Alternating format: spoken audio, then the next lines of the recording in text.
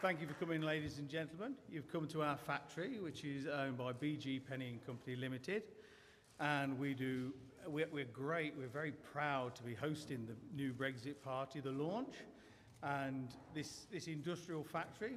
Just a little bit about what we do. We do metal finishing, so we do shot blasting, metal spraying, powder coating.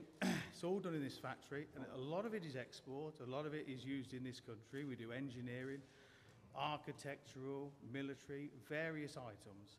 And we're very, very happy to host this event for us as the start of the Brexit party. And with that, I'm going to hand over to Nigel Farage.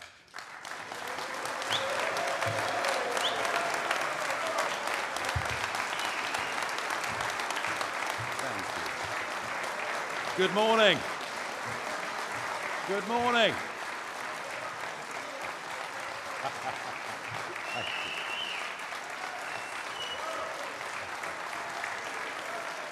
Thank you, thank you, thank you. So there is demand for a new party, is there?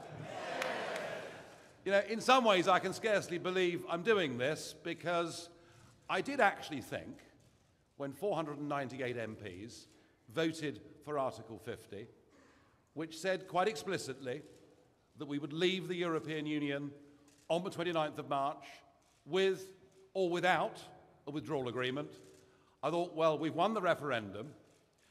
85% of us have voted for parties in the general election who say they will honour the result of the referendum, and then 498 of them have said it's going to happen. I did actually, rather stupidly, for a moment, believe that we'd won.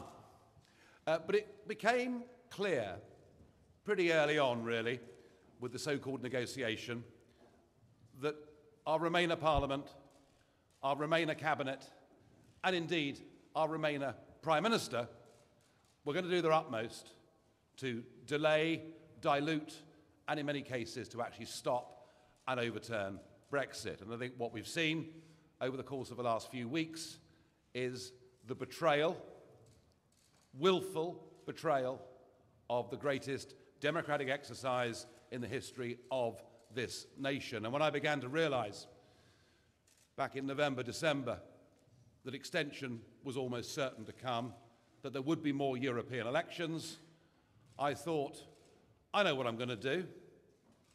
I'm going to set up a party. I'm going to call it the Brexit Party. But given that it's the most Googled word in the English language, I wonder whether the Electoral Commission will allow me to use the name. Well, they have. And you are here today at the birth, at the launch of a new force in British politics. Welcome to the Brexit Party.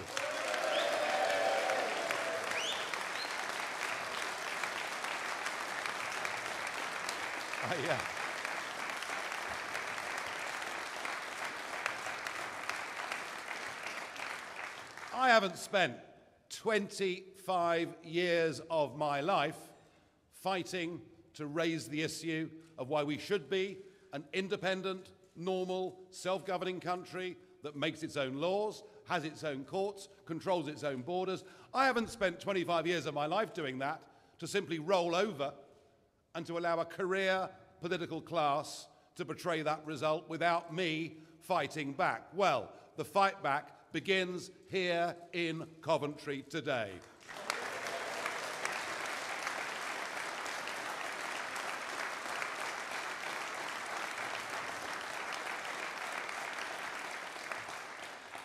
And I think what's happened is our two-party system simply can't cope with Brexit. I think our two-party system has been exposed, frankly, as being unfit for purpose. I think we have a parliament that is now completely out of touch with our country. I think politics is broken. And I want to say this. This party is not here just to fight the European elections on the 23rd of May this year. This party is not here to ask people simply to express their anger by going to the ballot box and voting for us on that day. No, no. The 23rd of May is the first step of the Brexit Party. Our task and our mission is to change politics for good, to change all aspects of politics in this country.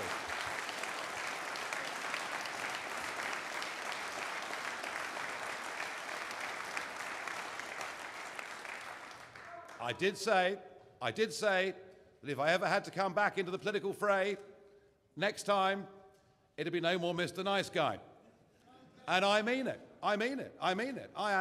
Yes, I'm angry about what's happened. I know lots of people out there are angry. But this is not, as I say, a negative emotion. This is a positive emotion. We're going to use these elections to change things. I said many years ago that I wanted to cause an earthquake in British politics. Well, now, what I'm fighting for, and with your support, what we will attempt to achieve is a democratic revolution in British politics, because that is what we need. Now, even before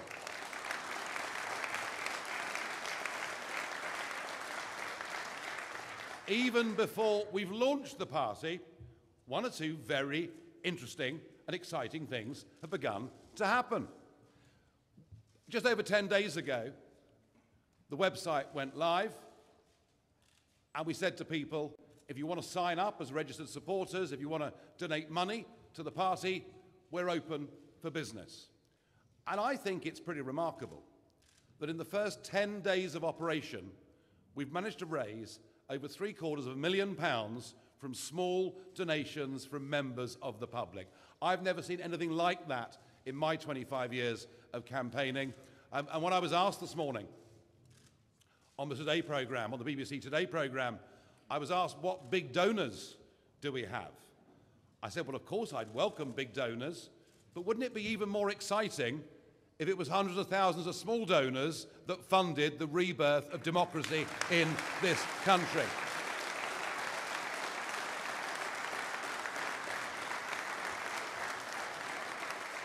Because that is what it's about. It's about democracy. Our democratic decision is being willfully overturned, and this is coming in the country that has what was once called the mother of parliaments. And I can tell you that all over the world, our friends, and I do know one or two quite highly placed politicians in some other English-speaking countries of the world, and all over the world, people look on with incredulity because they still think that we're a great country. And the funny thing is that we, the people, still think that we're a great country, but our leaders are happy to continue down the path of managed decline. I genuinely believe right now, this nation, we are lions led by donkeys.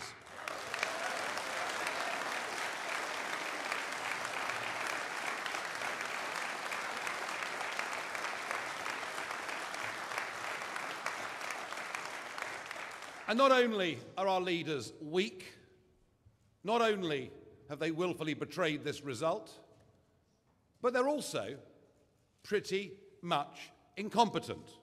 They're not actually very good at what they do. They're not very good at anything.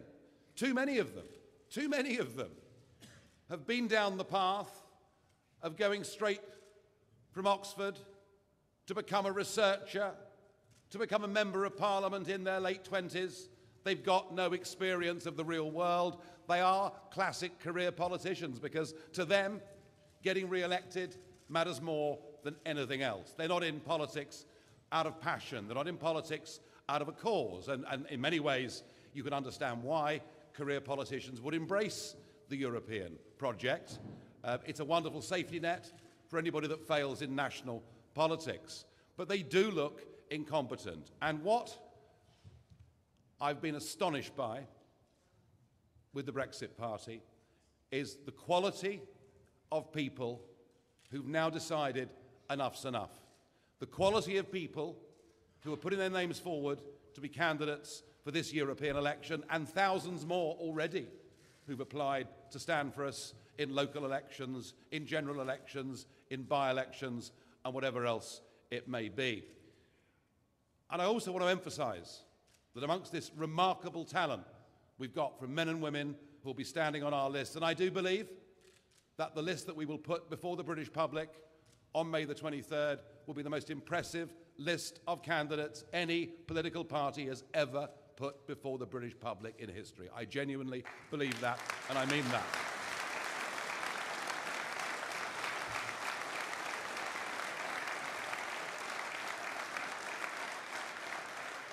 We have many people on these lists who do deals every day, who do deals every week. So it's time the political class who've shown themselves incapable of doing a good deal were pushed aside and replaced by those who know how the real world works.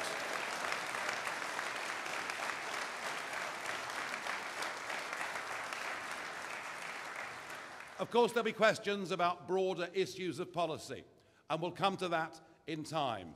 But for now, we are focused on the 23rd of May.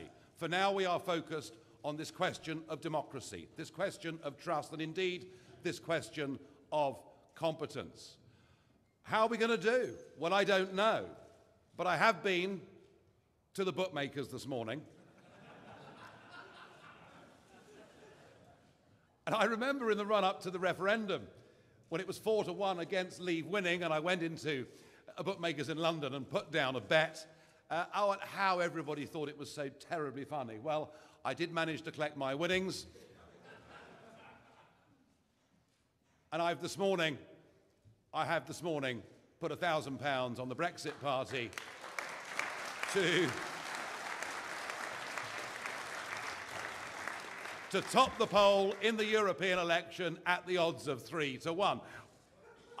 Who's to say? I don't know. All I can say is this first step in our journey to change politics for the good, this first beginning of this fight back, all I can say is we are going to provide the British people with a decent, respectable, competent political vehicle that they can believe in and they can vote for. And after that, well, it's not up to us, is it? It's then up to the public in this country. I think we're going to set something exciting, a spark. It's going to happen over the course of the next few weeks. I do believe that we can win these European elections and that we can again start to put the fear of God into our members of Parliament in Westminster. They deserve nothing less than that after the way they've treated us over this betrayal.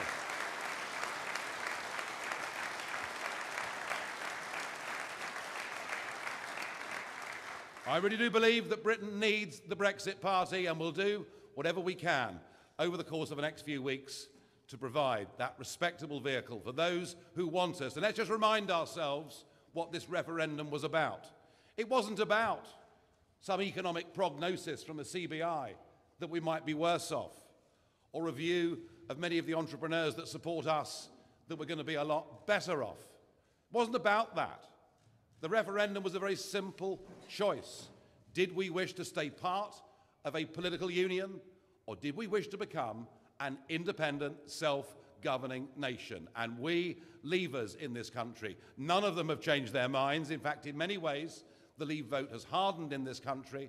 And there are equally many people who voted Remain, who believe that democracy is so fundamental to this country, to who we are as a people, that unless the will of the people is carried out, something would have changed in our nation forever. So I think, with a bit of luck and a following wind, trying our hardest, I think we can turn this around. I know this is a battle that we shouldn't be having to fight, but we are having to fight it, and we are going to win it.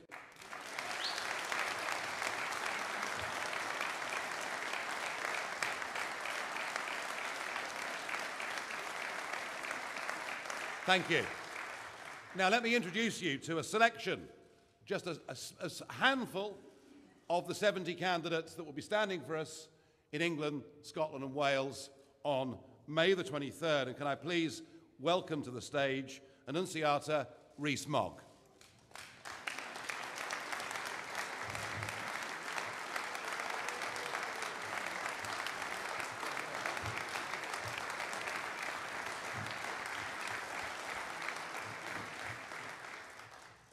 Hello, as Nigel has said, my name is Annunciata Rees-Mogg, and I am here today in sadness.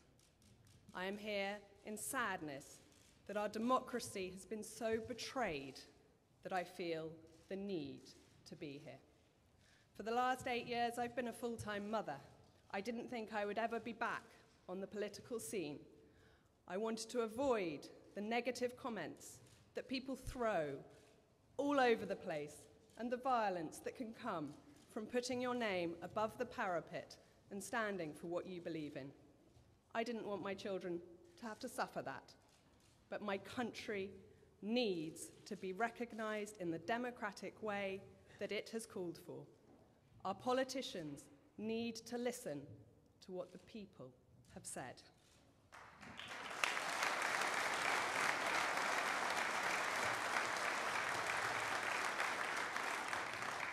I joined the Conservative Party in 1984. This is not a decision I have made lightly, to leave a party for which I have fought at every election since 1987, from Maggie Thatcher through to Theresa May. I know which one I'd rather have representing us now.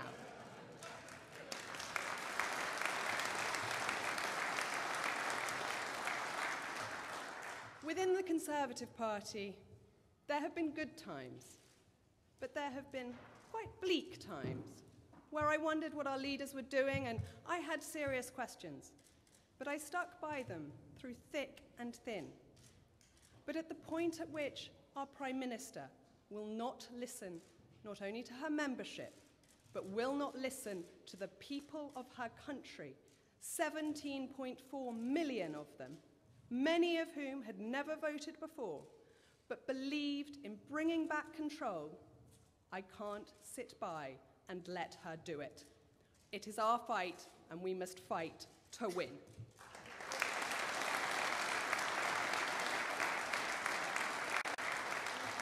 There have been scare stories, left, right, and centre. Oddly, we seem to have less to fear from WTO than the EU. It is them that should be trying to avoid it. When it comes to tariffs, the majority of the world operates on WTO, and it is the world that is growing as Europe and the European Union economies stagnate. We should be looking further afield. We should not have fear, we should have belief.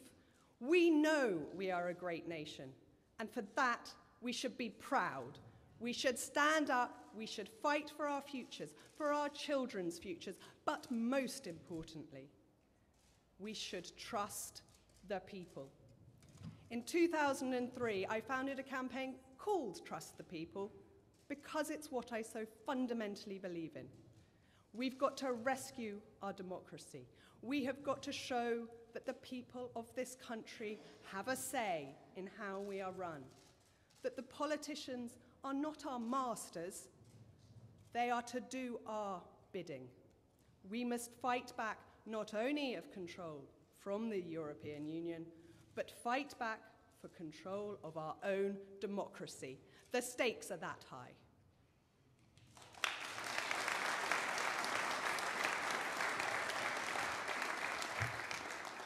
This is a fundamental moment for all of us, for our futures, and to shape how things go forward.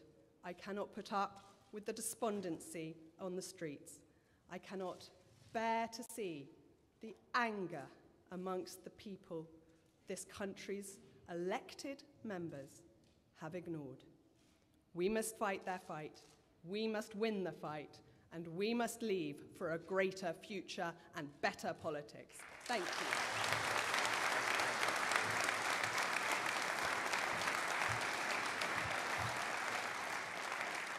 Well, thank you very much. And I was also asked this morning on the Today programme, whose votes were we targeting? Were we targeting Tory votes? Were we targeting Labour votes? And the truth of it is, we're targeting the millions of people out there who voted Conservative and who voted Leave. We're targeting millions of people who in previous times voted UKIP and voted Leave. And we're not going to forget for 1 minute the 5 million people out there who voted to leave and who also voted Labour. Very, very important we get that message out there. Very important indeed. Let me introduce my next candidate to the stage, Ben Habib.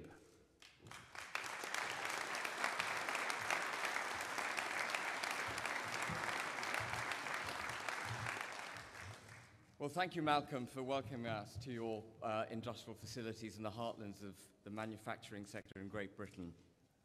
I am delighted to be here. My name is Ben Habib. I'm founder and chief executive of a company called First Property Group. I've been very politically aware all my life. I've been a Tory voter and more recently a Tory donor. I've never been politically active. But the reason I have stood up today and joined the Brexit Party is essentially because of this document. I just want to remind you all about this document. It was a document that David Cameron circulated at a cost of £9.4 million in the run-up to the referendum. 23 pages long, 22 pages dedicated to all the fear that we must take on board if we were to leave the European Union. But two very critical points were made in this document. The first was, and I'll just read it to you, the government will implement what you decide. And secondly, that this is the vote of a generation.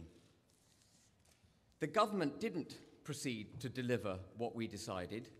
The government proceeded, well, in David Cameron's case, he resigned virtually immediately. Theresa May made a couple of good speeches at the outset, which was very encouraging for people like me. And then she proceeded to slip-slide to the awful position in which the United Kingdom now finds itself. I do deals for a living. That's precisely what I do. And the last thing I will ever do is take no deal off the table. It's absolutely bonkers.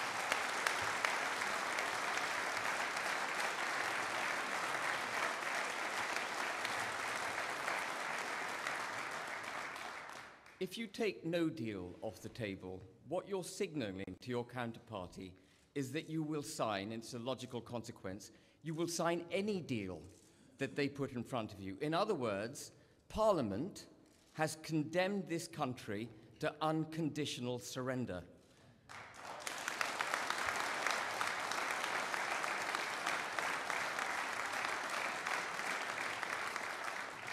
I have a 1-minute warning, so I've got to be brief. But I want to talk very briefly about the economy.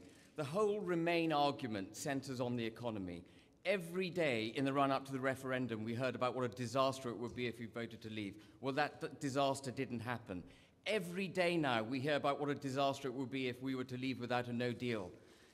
I heard the Chancellor on Sophie Ridge the other day saying that it would be catastrophic if we left without a deal. He's our flipping Chancellor. He shouldn't allow the country to get to a position where it could be catastrophically bad for us.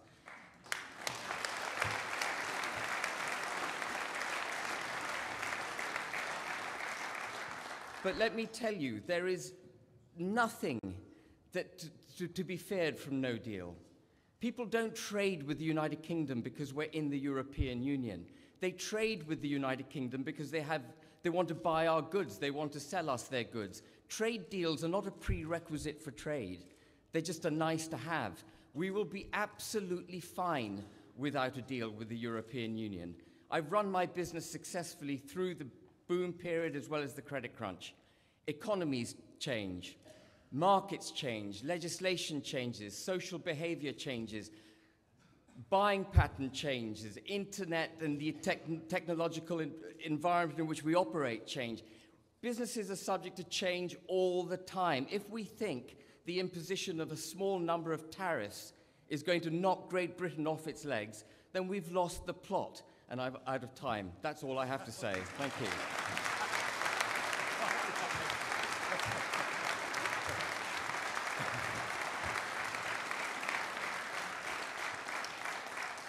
Well, just to back up Ben's point, as Malcolm Penny showed me around the factory this morning, I saw some of the spray painting work that was going on, and I said, well, where are those goods destined for? The United States of America, with whom we trade under WTO rules. It's not that difficult, really, is it?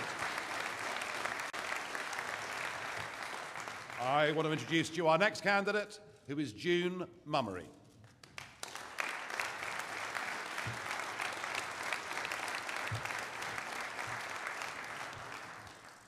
Good morning, ladies ladies and gentlemen. Good morning, Coventry.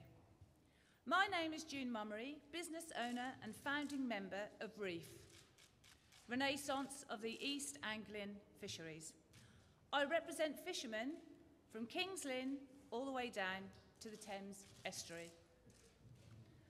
I have been fighting continuously for the past 2.5 years to secure a brighter future for our coastal communities post-Brexit, which have been left behind by governments past and present. I want to ensure this changes. Brexit is a golden opportunity to rejuvenate our fishing industry, realise our vast potential to become as successful as Norway, Faroe and Iceland. We have a vision and a sustainable plan to make our coastal towns prosper once again. We must take back full control of our precious ocean and the fish within it. There are billions of pounds worth of fish to be caught and processed in our country, creating jobs and wealth. One job at sea produces 8 jobs on land. The UK fishing industry could be worth a staggering 1.6 billion catch value and 6.3 billion net to plate value. I have lobbied hard towards the banning of electric pulse fishing, exercised by the Dutch fishing fleet in community waters.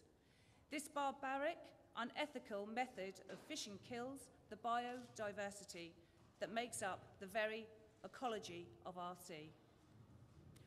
Our campaign has been a success. Pulse fishing is to be banned in the sea.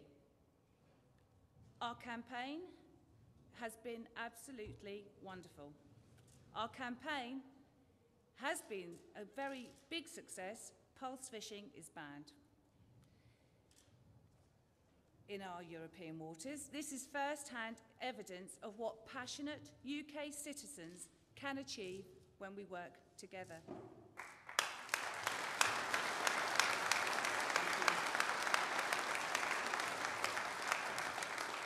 The UK has some of the richest fishing grounds in the world. We are tired of watching the Dutch, French and other EU countries plunder our natural resource. We wear the crown and we are throwing the diamonds, emeralds and rubies away.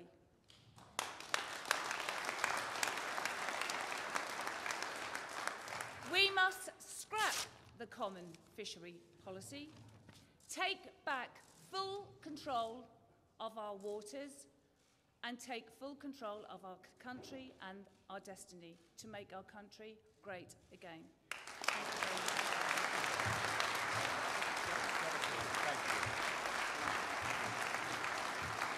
June, thank you. And our next candidate is Elke Segal Cuthbert.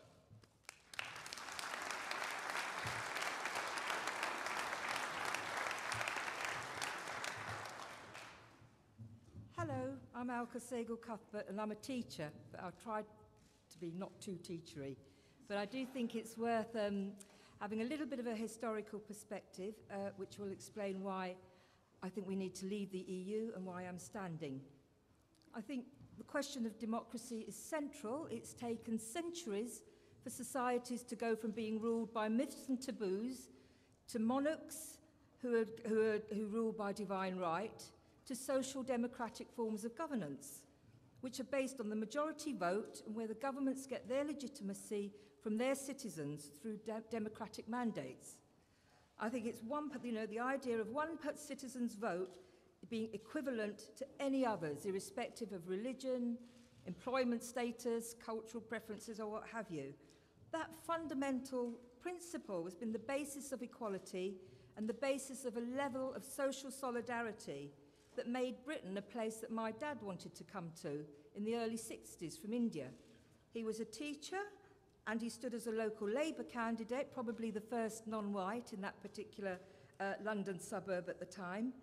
And he came not for money and not for access to services, but he came because of that democratic principle, a principle that respected democracy and autonomy as a general rule for everybody, not just if you were rich or if you were academically qualified or if you had the right beliefs.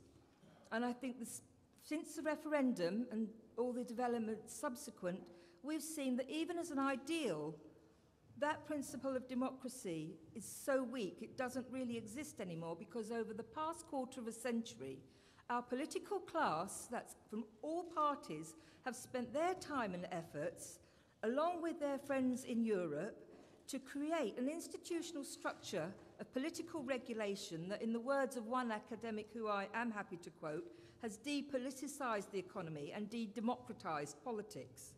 And that's had... and that is not just a question, that does not just affect the narrow sphere of politics in Parliament. That has had ramifications throughout our lives, because our institutional professions, our institutional structures have been recast. You know, these are things through which most people live our lives.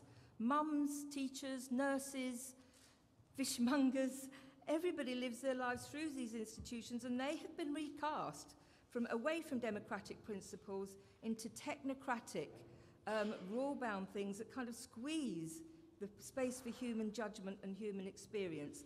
And the effects of that, I think, as a teacher, I've seen how that's affected my profession, and I know people who work in the healthcare, and their profession is similarly affected, not just by material cutbacks, but by a profound demoralisation. And I think it's time to re-democratise and re-moralise politics. I don't think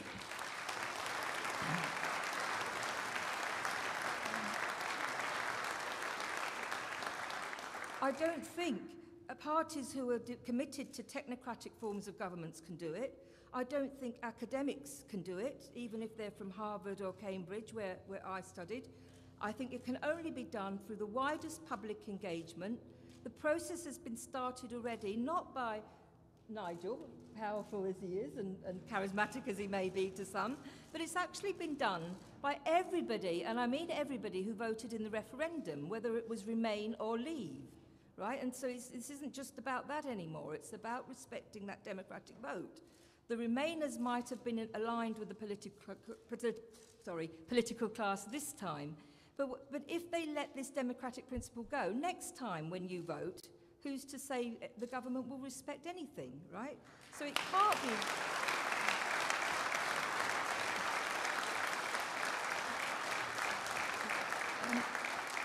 It can't be done by them. It's got to be done, as the taxi drivers in Luton are discovering, as they're struggling to maintain their living standards. It can only be done by ourselves, not ourselves as frightened, isolated individuals, fearful for our reputations, but we've got to understand ourselves as citizens who are equal. We're able to argue, we're able to find points of consensus, as well as realise through arguing what is non-negotiable, and through that process, through that messy human political process, arrive at consensus decisions, which we did in that referendum.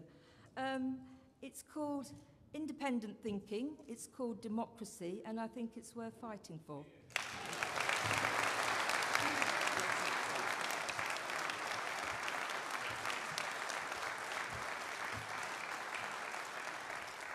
Alka, thank you. Well, they're just 4 of the candidates that will be standing for us on the 23rd of May. I hope you agree with me. We've got some very, very capable and able people that are going to be running for this party.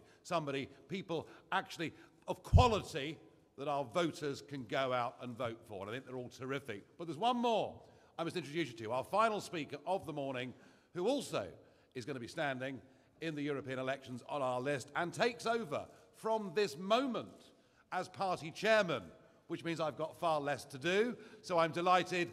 Please welcome Richard Tice. It's all been fine. I didn't say anything. Just carry on. Good morning. Thank you, Nigel. And thank you, firstly, to reiterate the thanks to the Penny family for hosting us here so warmly and generously.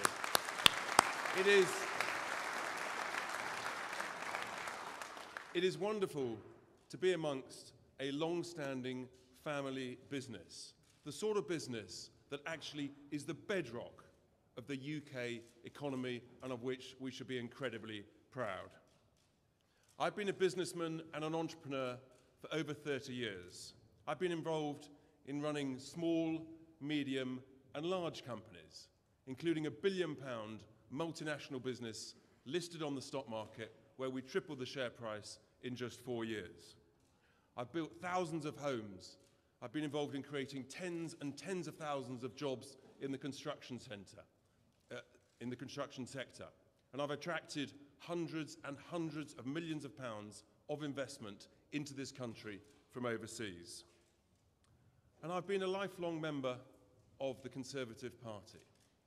But like many, I've concluded that, frankly, enough is enough.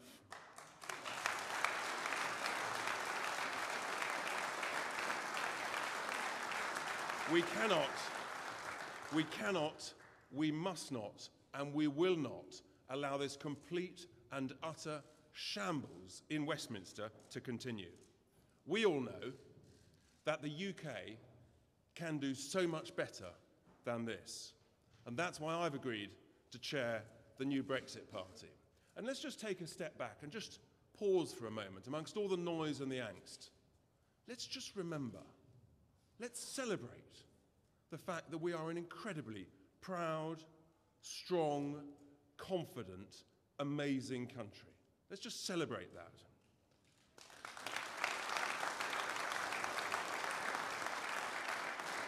Amongst all the noise in Westminster, we forget we're one of the top 6 economies in the world. We're a permanent member of the G7, a permanent member of the UN Security Council, part of the Five Eyes security network. We're the head of the amazing Commonwealth countries around the world. We have the best trained armed forces in the world, 3 of the top 10 universities. London is the greatest capital city in the world with one of the leading financial centres. These are huge achievements to celebrate. We also, of course, have the greatest football league in the world. And despite all the noise again, people forget, in 2018, thanks to Brexit, this great economy of ours outperformed Germany, France, Italy. We're employing record numbers of people. Unemployment is at record lows. And thanks to Brexit, wages are increasing faster than inflation. So we have so much to be optimistic about. And yet our current crop of politicians seem to be pessimistic. We are poised to go from strength to strength. But that, ladies and gentlemen, requires confident, bold, optimistic leadership.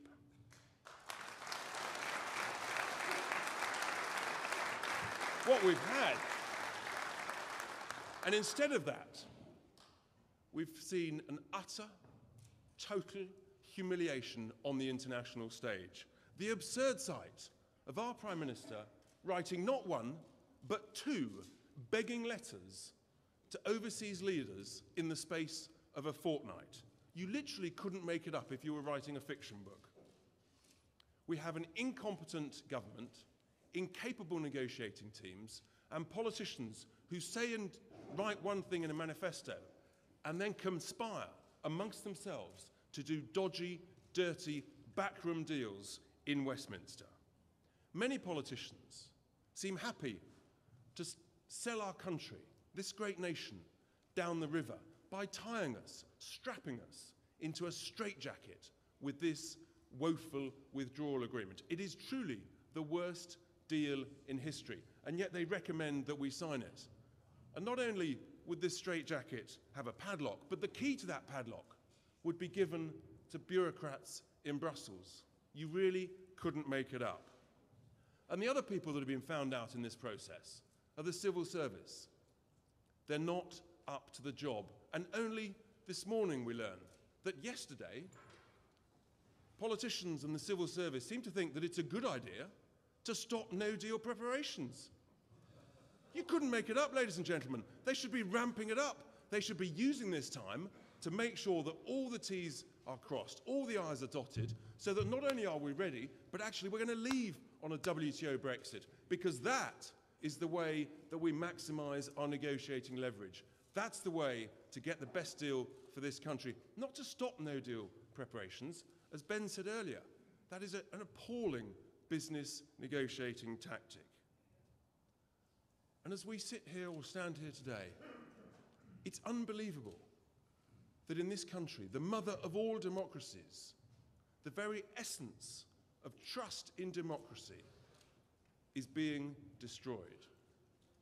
And it's utterly tragic when thousands, hundreds of thousands of people who never voted before, they showed that confidence in the referendum, and now they're questioning, saying, why would we ever bother to vote again? Enough is enough. That's why, ladies and gentlemen, we must fight back.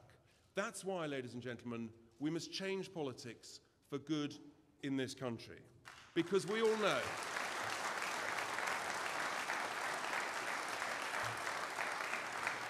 we all know that this country deserves so much better. That's why the Brexit Party is going to do things differently. We stand for competent, capable, common sense politics. We know that Brexit creates a huge opportunity for optimism, for growth, for renewal in the United Kingdom. We've just got to grasp it. It's time we took on the vested interests. It's time we took on the establishment. It's time we took on the civil service. We need to change fundamentally the way this country is run so that it's run for the people.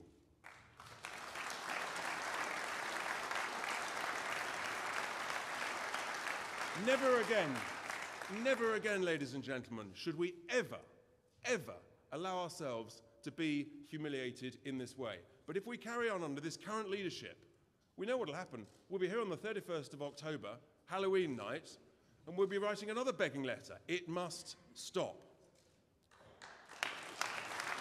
So that's why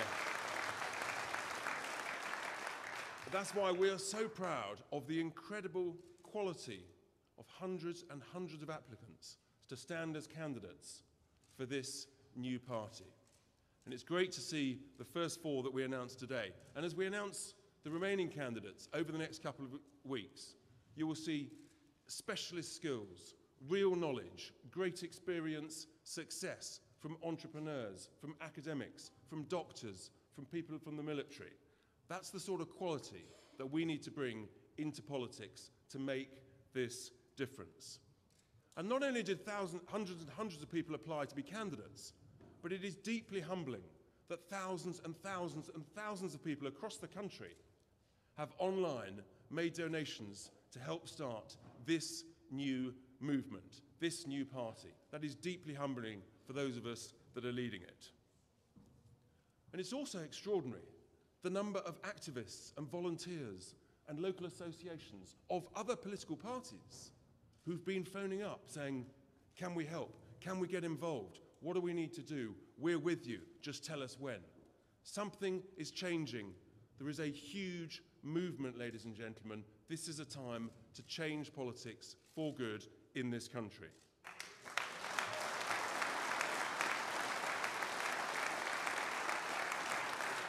And we say to anybody that says, well, these EU elections are not worth voting for, why should I bother? I'll tell you why you should bother. Everybody, for the first time, should vote in these elections, because this is an opportunity to send a very clear, very strong, very powerful message to Westminster. It's a chance for a springboard to transform politics. People want change.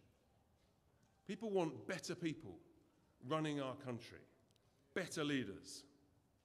People want quality people spending taxpayers' money, our money, wisely, better, and to stop the waste. People want faster decisions.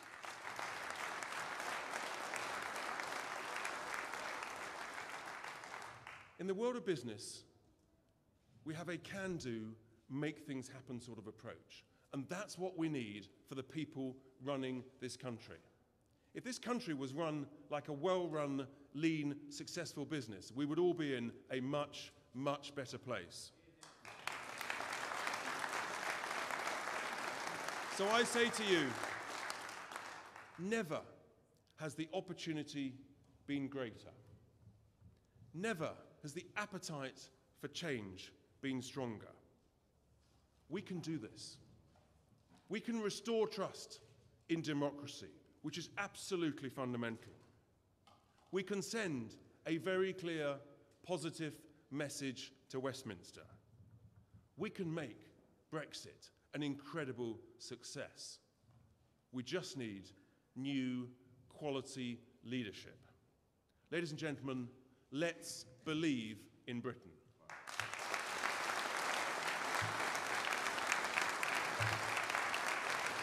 So, you're going to do the questions, yeah? yeah. So, that's enough from me. I may have gone on a little bit. We're passionate about this stuff. And I'm sure also that no doubt members of the press and anybody are passionate to ask some questions. So who would like to kick off? Hi. I'd like to ask Nigel this question. Back in 2010, there was a phrase, "We believe in Nick." The millennials paid for the mistrust in that individual. What I see here...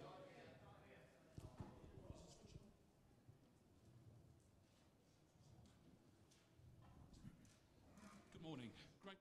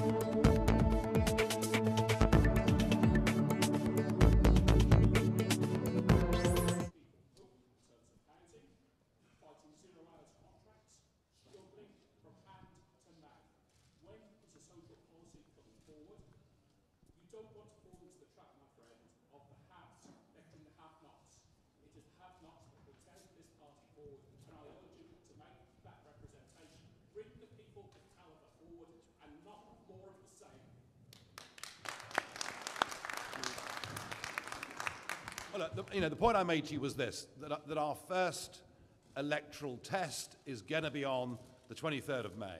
It's going to be a European election. It's going to be a European issue. It's also going to be a proportional representation election.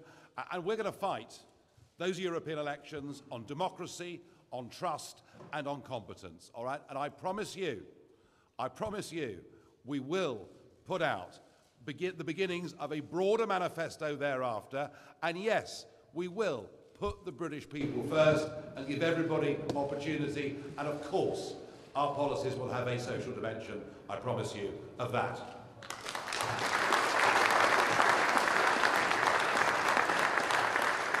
Yes, there we go. Just, Grace, have you got someone just there? Hi there, Josh Halliday from The Guardian. Nigel, how is the Brexit Party different from UKIP? And aren't you in danger of helping the two legacy parties, as you call them, by splitting the pro-Brexit vote? Well, look, I mean, I think that UKIP and the Brexit Party are very different. UKIP was a big part of my life. I was a member of it for 26 years. Indeed, I gave it many of the best years of my adult life. And we did achieve, I think, some pretty remarkable success with it. One of the things that I always did, yeah, sure, I talked about tough issues. I talked about things that others would rather just brush under the carpet. But when I was leader of UKIP, we didn't allow anybody to even be a member if they'd formerly been part of the EDL or the BNP or any organisation like that. In fact, I think we were unique in political parties in outright banning people from those backgrounds. And I'm afraid, and I did my very best during the course of last year to warn UKIP not to go down that route. They have decided to go down a route where there seems to be a complete obsession, not just with Islam, but it would appear with all of its adherents. They've attracted a fairly, shall I say, loutish fringe, and we certainly saw that when we had the Leave Means Leave rally after the march from Sunderland the other day in Parliament Square. You know, what kicked off with UKIP in Whitehall that evening was pretty unsavoury, and I don't think that Middle England, decent people, want to vote for a political party that is linked to extremism, violence, criminal records and thuggery. That's why I left UKIP.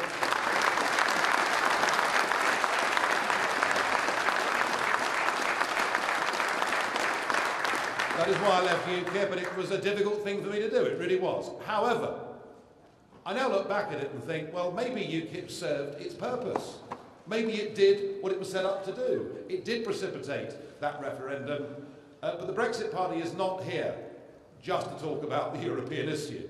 The Brexit Party, the very word Brexit is no longer just about leaving the European Union. The word Brexit represents a state of mind. The word Brexit represents the great battle of our day, and that battle is the people versus the politicians. That is what Brexit means, and this party is not just about going out with the intention of winning those European elections. It's not just about making sure that that referendum is delivered on. We are about fundamentally changing politics in this country.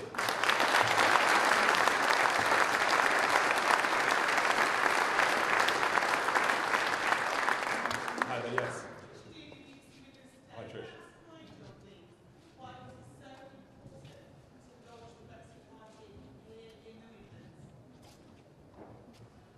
Because it's the heart of England, that's why.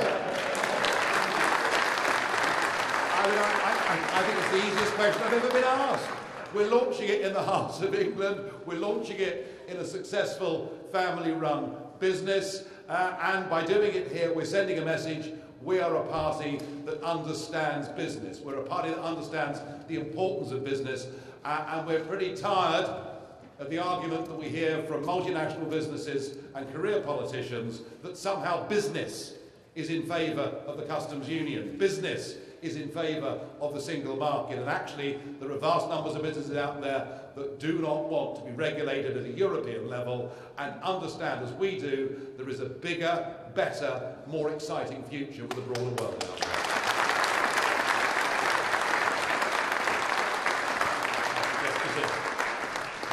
Hi Nigel, I'm Mark Cardwell from SWNS News Agency. Just wanted to ask what your feeling is at the moment about a second referendum, and would you be worried that Leave wouldn't win this time?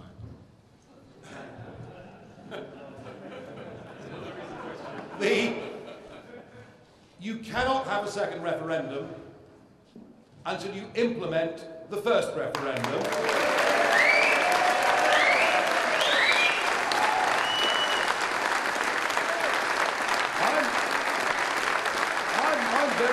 I'm very comfortable. No. I'm very happy with the second referendum. We had one in 1975, and then we had one in 2016. And all right, the world moves a bit faster these days. Give it 20 years, have another referendum, and that's fine. If, however, we're forced into having a second referendum, the first thing to say is that the question has to be the right question. Now, the idea that it would be Mrs. May's treaty against the existing European treaties would be an outrage, and if that was put to us, well, I did say, actually, that I'd spend the day down the pub, but I'm a somewhat reformed character now, so what I would do is go and spoil my ballot paper. We have to have a proper question if there is to be a second referendum, and I will say this to you, it is very interesting how large sections of our commentariat and our media are completely ignoring what has happened in the last 5 weeks in this country, which is a dramatic shift in the opinion polls. A dramatic shift towards leaving on WTO terms. Now every single region of England and Wales, with the exception of London, now has majorities, big majorities. In the case of the Midlands, it's a 16% majority of people here who want to leave with no deal as opposed to remain. So I think we win anyway.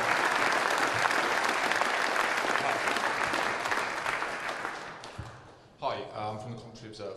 You issued a specific appeal to attract business people, people who do deals, entrepreneurs, and to avoid politicians. You're in the traditional industrial heartland, as you said, and we hear very often from chambers of commerce in the region, from prominent business people, that there is a direct threat to thousands of jobs in this region and market uncertainty caused by Brexit. What does this party say to those people who are seriously worried about whether they will have a job next year? Your point about market uncertainty is a well-made point. Absolutely. The longer this drags on, the more this Prime Minister kicks the can down the road, the more market uncertainty there is.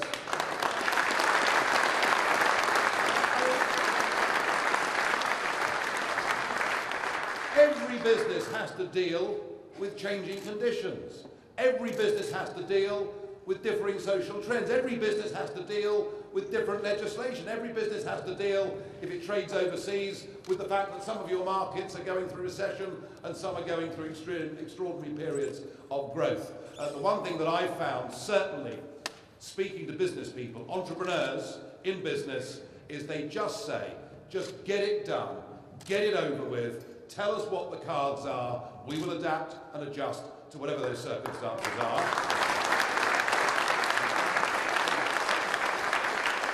And as for the jobs point, well, you know, we were told by George Osborne, remember him, that if we voted leave, he would have to hold an emergency budget.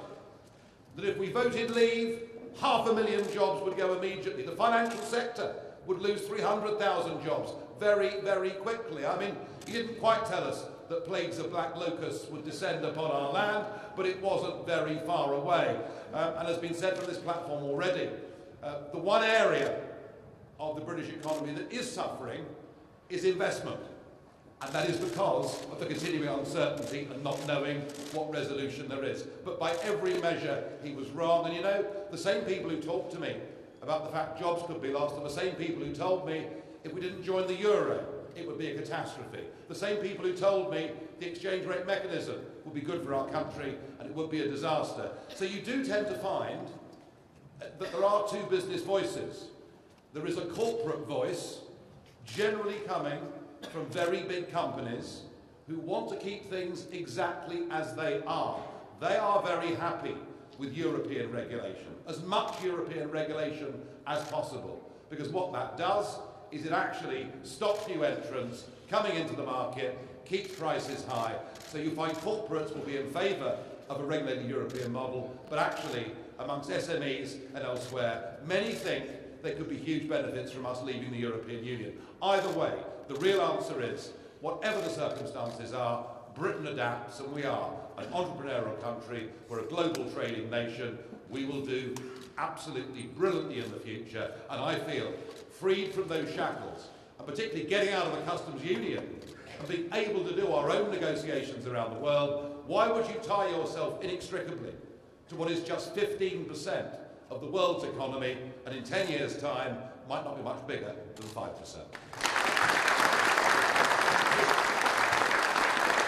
Just to reiterate that, let's just remember, despite George Osborne's warnings, we're actually employing over 1 million people more now than at the time of the referendum.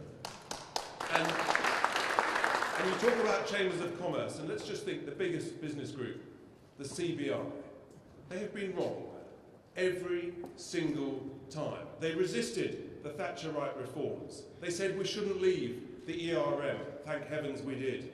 They said we should join the euro. Thank heavens we didn't.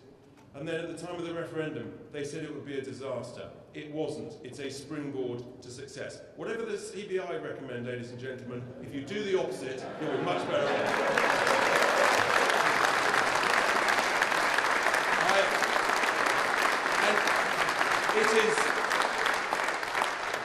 They can't even tell the truth about the size of their own membership. Enough said. So, next question. Thanks very much. Alex Morales from Bloomberg News. Nigel Farage, I was wondering if you could say how much you think the European elections might be a proxy for a second referendum. And you said you put money on the Brexit party. How well do you rate the chances of the pro-Remain, pro-second referendum parties? Well, it's an interesting question, because there are quite a lot. There was a question asked earlier about splitting the vote on the EU withdrawal side with UKIP, and I think I gave an argument as to why I think the glass ceiling on UKIP is now really quite low. That's my view. When it comes to pro-Remain parties, well, you've got the SNP, pro-Remain, the Greens, pro-Remain, Plaid, pro-Remain. You've got the Liberal Democrats, pro-Remain. You've got Chucker and his chums, pro-Remain. You've got the Labour Party, well, pretty much now pro-Remain, because they want us to stay part of the customs union and basically the single market too. And then you've got the Conservative Party, pass, no idea where they stand on anything. So it does seem to me that actually the split in the vote is going to be on the Remain side, it seems to me. Do I think? I don't know. I suppose if I had to have another bet, because I like betting, it's good fun. I would bet that Change UK will beat the Liberal Democrats quite comfortably. I think the Liberal Democrat brand looks pretty redundant at the moment. Will this referendum turn into a proxy for a second referendum is a really interesting question. The answer to that can only really be if we have a big turnout. You know, last time the turnout for the European elections was around about 36%. If we get a very big turnout, it could. But it depends a bit how many votes the Conservatives get, because the Conservatives, you know, it'll be tough to say whether they're a Leave party or a Remain party. So I don't think it really becomes a proxy for a second referendum, but I genuinely do think, even if the Remain parties did well, that doesn't really pose a great threat to the Labour Party on its current trajectory. It doesn't pose a great threat necessarily to the Conservative Party. But what I do know is, if the Brexit Party does very well, that poses a very big threat to both the Conservative and Labour parties and will shift the centre of gravity of this argument a little bit closer back towards the people where it needs to be.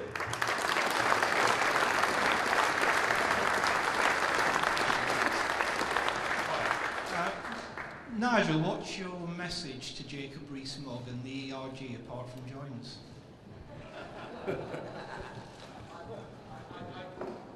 I think that when it comes to questions about the Rees-Mogg family, I may leave that to others to answer this morning. Look, I think just as we had the Maastricht rebels back 26, 27 years ago, you know, the ERG have fought, you know, a very effective rear guard.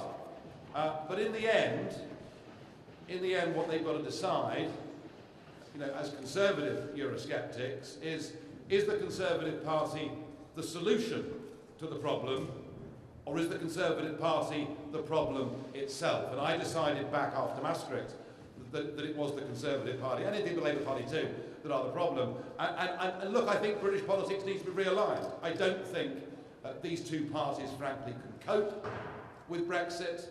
I don't think the two-party system is fit for purpose. And look, I know it's very ambitious.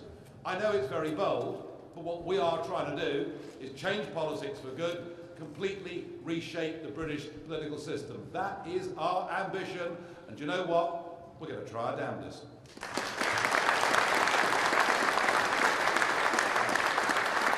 We've got two more questions. Okay, thank you. Alex Thompson, Channel 4 News. Question for Nigel, remarkably. Nigel, a lot of understandable anger directed here this morning against Parliament. But Parliament is only a mirror image of a very divided nation or nations. That gives you a huge problem.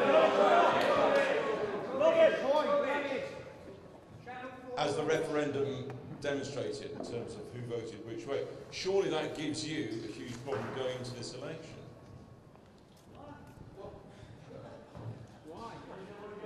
Alka talked about the way democracy works. That you have a majority in democracy and you respect that majority and you wait for next time if you want to get your own back electorally. That is how our system has evolved, it's how it's worked. The reason we have division in this country, some division in this country, is because a substantial number of the big business and political elites refused to accept the result of the referendum. That is why we have division in this country. That is why we have this new breed of person living in Britain, the militant Remainer, But actually ask yourself overall, is this country divided? We have a political crisis in this country, absolutely. But we don't have a national crisis in this country. This is not the late 1970s where it was both a political and a national crisis. In fact, and what this polling is showing, what this big shift in the last 5 weeks in the opinion polls is showing, is that in fact people are coming together and saying one very simple thing: just get on with it.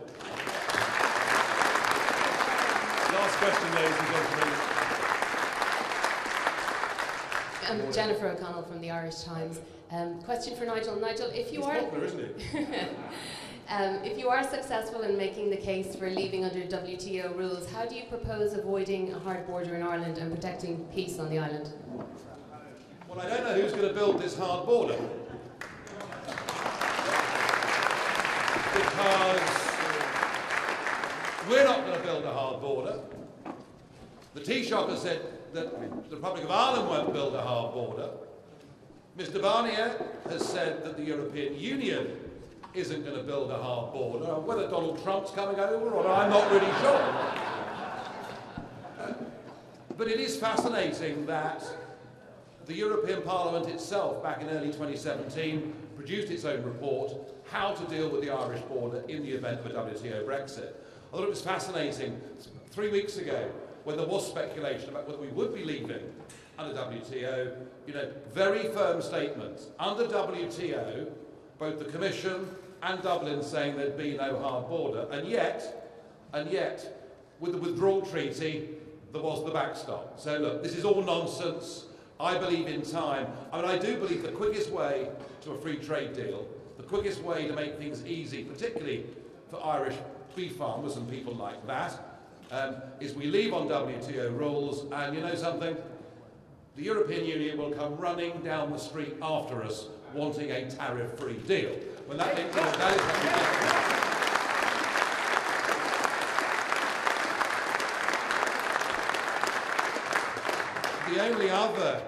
the only other issue, of course, would be product standards.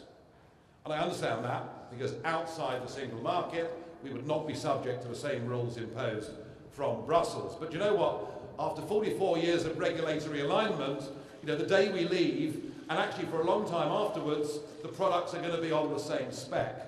And because we're leaving the European Union, we are not in this country going to lower our standards to third world level. It simply isn't going to happen. And I think the Irish border, very cleverly, was put up by Monsieur Barnier to be this insoluble problem. And our Prime Minister, and it's remarkable this if you think about it, on the 8th of December 2017, because of a deadline set by an unelected bureaucrat called Monsieur Barnier, the British Prime Minister left Downing Street at 4:15 in the morning to fly to Brussels to meet his deadline. And there, in desperation, she signed up to the backstop, and it's been a disaster ever since. All I can say is I wish Barnier was on our side, not Mrs. May. I'm just going to finish on this point.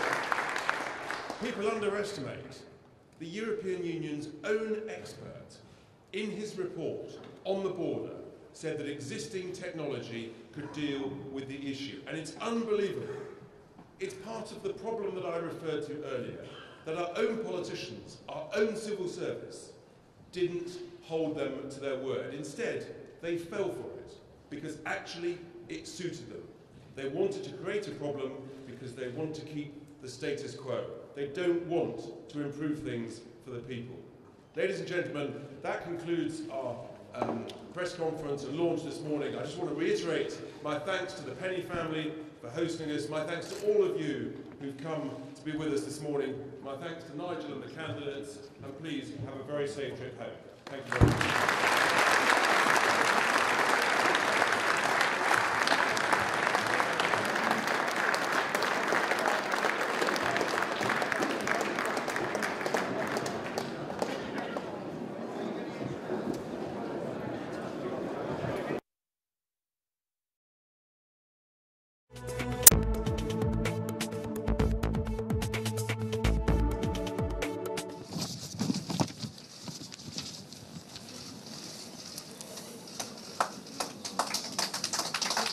Thank you.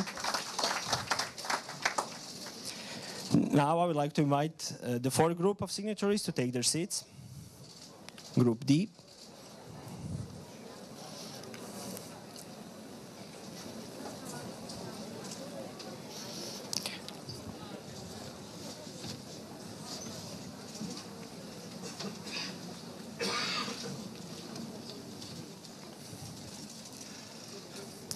And please sign the following documents.